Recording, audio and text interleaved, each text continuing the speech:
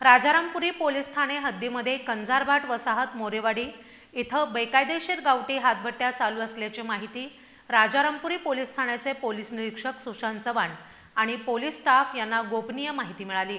त्यानुसार बेकायदेशीर गावठी दारूच्या भट्ट्यांवर कारवाई केली। कारवाईत एकूण 76,900 रुपये किमतीचा मुद्देमाल नष्ट करून संबंधितावर गुन्हा दाखल करण्यात आला आहे।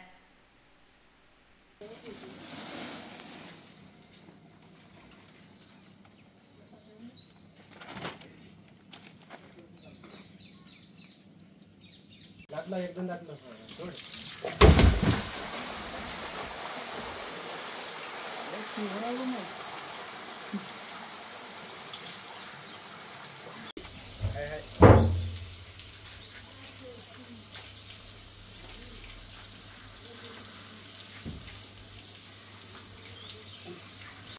कुठे ते बदल ना ते सापडत नाही.